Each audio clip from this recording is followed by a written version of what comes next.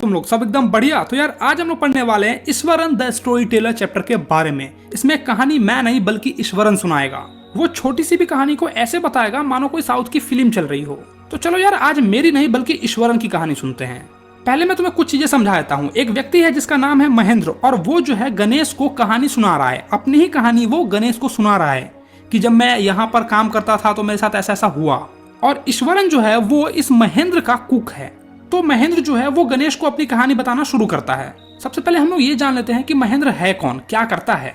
वो एक junior supervisor है एक फर्म में, एक कंपनी में, और उस कंपनी का काम ही है कि वो सुपरवाइजर को हायर करे और अलग अलग प्रकार के कंस्ट्रक्शन साइट्स पर भेजे देखरेख के लिए, जैसे कि फैक्ट्रीज पर, ब्रिज पर, डैम्स पर, इन सब जगहों पर वो अपने सुपरवाइजर्स को भेजता है। और सुपरवाइजर का काम ही होता है कि वहां पर होने वाले जितने भी चीज है उन सबको देखे। और महेंद्र का काम भी वही था। महेंद्र को एक जगह से दूसरी जगह अपने काम के सिलसिले में जाना पड़ता था और जो भी उसके हेड ऑफिस से ऑर्डर आता था उसको वो फॉलो करता था। पहले उसको कोल माइन एरिया पर भेजा गया, फिर रेलवे ब्रिज कंस्ट्रक्शन साइट पर भेजा गया और फिर उसको कुछ ही महीनों बाद एक केमिकल प्लांट पर भेज दिया गया। वो एक बैचलर है तो उसको कुछ ज्यादा चीज नहीं चाहिए होता है। वो सिंपल सी लाइफ जीता है और अपने आप को किसी भी स्थिति परिस्थिति में ढाल लेता है। मतलब यार हम जैसे बैचलर्स को तुम कहीं भी भेज दो, हम एडजस्ट कर लेते हैं।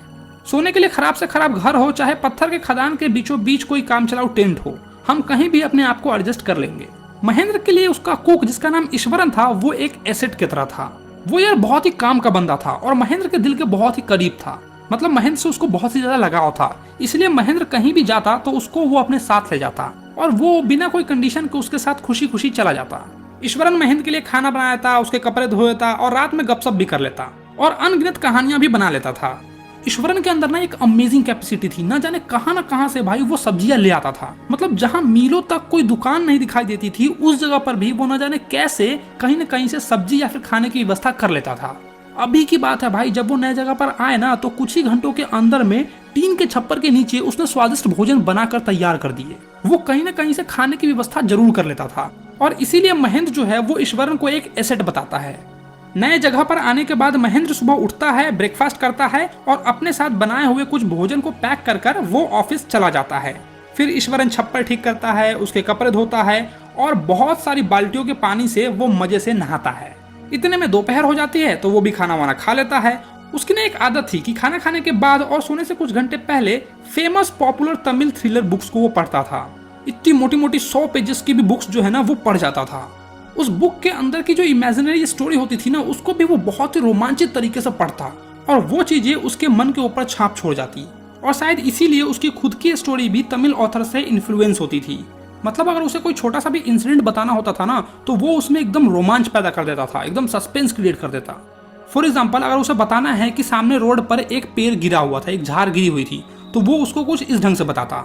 सबसे पहले वो अपने भाव को ऊपर करता और हाथों से नाटक करते हुए यूं कहता, सुनसान सड़क पर मैं अकेला चल रहा था। अचानक मैंने देखा वहां पर कुछ है। मुझे ऐसा लगा मानो भारी झाड़ियों वाला कोई जानवर सड़क के आर पार लेटा हुआ है।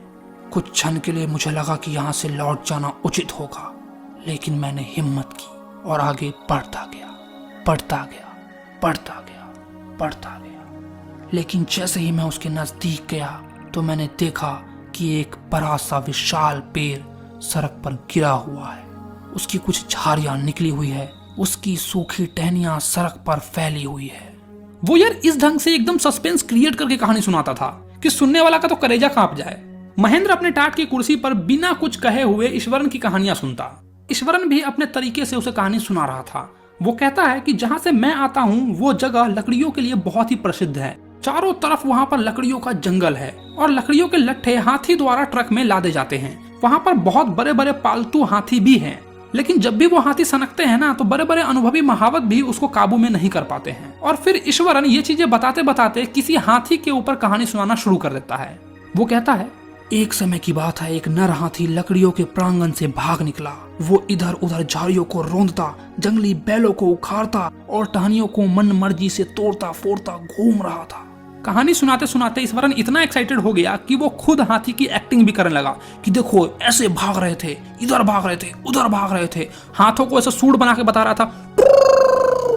मतलब वो हाथी की एक्टिंग करके महेंद्र को दिखा रहा था। फिर वो हाथी हमारे टाउन से बाहर किनार पर आ गया वह चारदीवारी को ऐसे तोड़ रहा था जैसे माचिस की तीलियां हो। फिर वो मेन रोड पर आ गया और सारी दुकानों को तोड़ डाला। फल, मिट्टी के बर्तन व कपड़े, जितने भी दुकान थे उन सबको उसने तोड़ डाला। लोग घबरा कर इधर उधर भागने लगे। फिर हाथी ईंटों की चारदीवारी को तोड़कर खेल मैदान के अंदर घुस गया, जहाँ सारे बच्चे खेल रहे थे।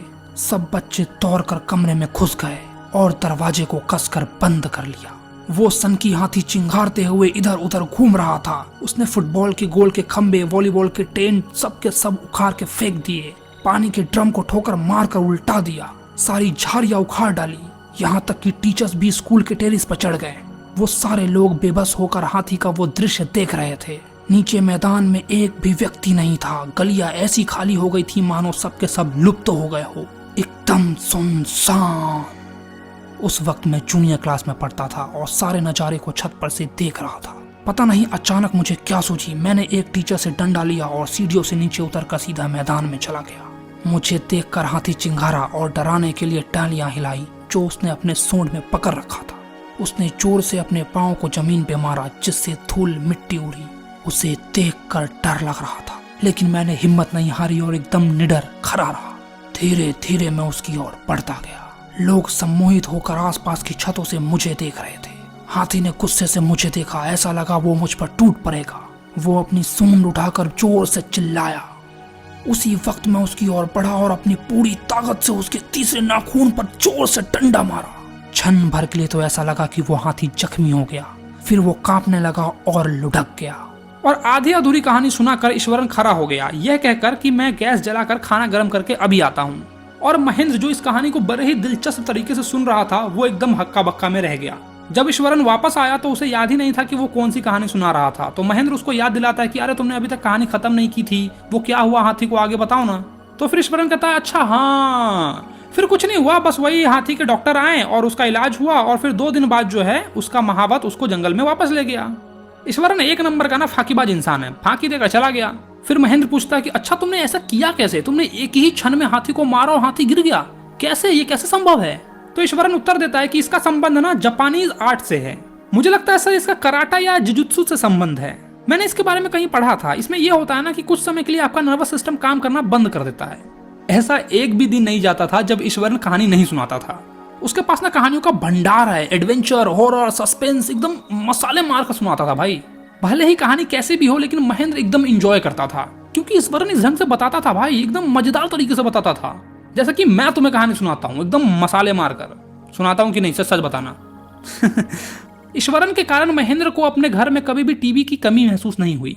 एक दिन जब महेंद्र ब्रेकफास्ट कर रहा था तो ईश्वरन पूछता है कि सर क्या आज हम लोग कुछ स्पेशल बना सकते हैं अपने डिनर के लिए, क्योंकि आज ना बहुत ही शुभ दिन है और परंपराओं के अनुसार आज हम अपने पूर्वजों की आत्माओं को तृप्त करने के लिए स्वादिष्ट भोजन बनाते हैं।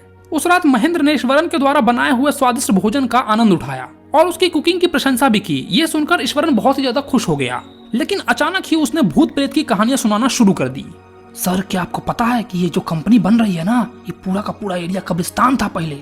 महेंद्र जो इतना अच्छा खाना खाकर रिलैक्स कर रहा था, वो ये सुनकर एकदम से भौचक्का रह जाता है कि अरे साला ये क्या कह रहा है। अरे सर हम तो पहला ही दिन जान गए थे, जब हम आ रहे थे ना तो हमको एक इंसान का खोपड़ी मिला था। आज भी कभी कभी खोपड़ी या हड्डी हमको रास्ता में मिलता है। हम तो अभी भी कभी कभी रात में भूत को देखते हैं, लेकिन हम इन सब चीजों से डरते नहीं हैं, क्योंकि हम बहुत बहादुर इंसान हैं। देखने में इतना भयानक लग रही थी ना कि बाप रे बाप क्या बताएं आपको, एकदम भयानक चुड़ैल की तरह लग रही थी और गोद में ना कंकाल लिए हुए थी। हमारा तो ऐसा फटा कि हुआ से 1 2 3 हो गए। अब ये सुन के तो महेंद्र एकदम से कांप उठा। वो एकदम गुस्से में उठा और ईश्वर पे चिल्ला उठा, पागल हो गए हो क्या, भूत प्रेत नाम का कोई चीज नहीं होता, ये सब तुम्हारा भ्रम है। लगता है तुम्हारा पाचन क्रिया बिगड़ गया है और तुम्हारा दिमाग भी खाली फालतू फालतू सब बात कर रहा है, फिर भाग यहाँ से। इतना बोलकर गुस्से में महेंद्र जो है रूम छोड़कर चला जाता है सोने के लिए। उसने ईश्वरन को डांट दिया था तो वो ये सोच रहा था कि वो 2-3 दिन तक मुझसे गुस्सा रहेगा, लेकिन अगले ही दिन जब वो उठता है तो देखता है कि ईश्वरन उससे बिल्कुल भी गुस्सा नहीं था। वो पहले के जैसे ही खुश था और बातूनी था। लेकिन उस दिन से महेंद्र को सोते समय बेचैनी होने लगी। हर रात वो अपने कमरे से सटे हुए खिड़की से बाहर देखता, ये देखने के लिए कि उसके पास कोई छाया तो नहीं भटक रही है, लेकिन दूर दूर तक बस उसे अंधेरा ही अंधेरा दिखता और कंपनी से आती हुई टिमटिमाती लाइटें दिखती उसको। महेंद्र को पूर्णिमा की रात को उस सफेद चांद को देखने का बहुत ही शौक था। उसे वो चंद्रमा देखने में बहुत ही अच्छा लगता था, बहुत ही सुंदर लगता था। लेकिन जब से ईश्वरन ने वो भूत प्रेत वाली कहानी सुनाई है, तब से उसके अंदर इतनी हिम्मत बिल्कुल भी नहीं है कि वो खिड़की से बाहर झांक कर उस चंद्रमा को देख सके।